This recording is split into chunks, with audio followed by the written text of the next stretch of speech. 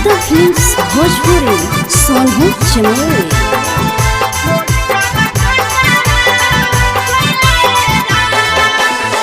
गहवाना करई है बलमुआ, गहवाना करई है बलमुआ।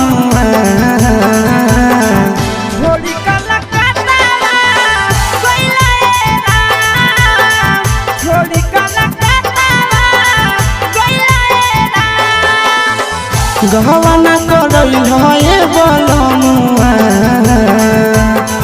गहवाना करई है बलमुआ।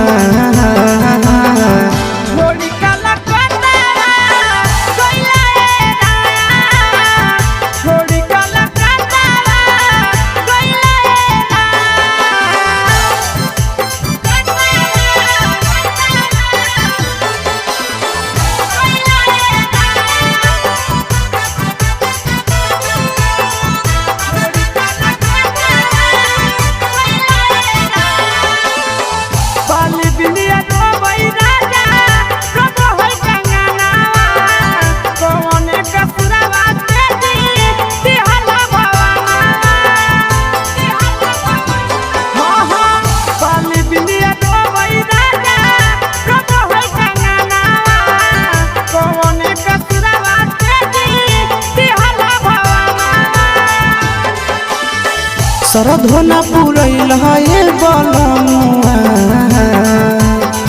सरधोना पुरैल है बलमुआ।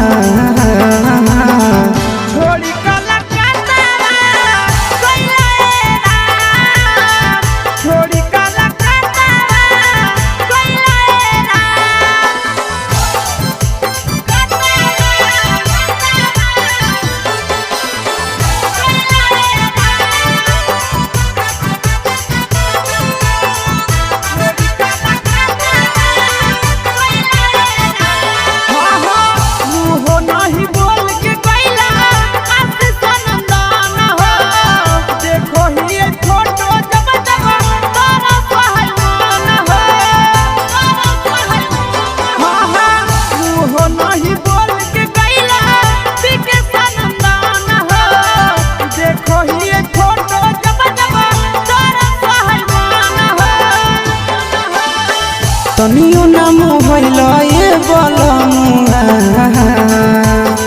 तनियो नाम होइल ये बलमुआ।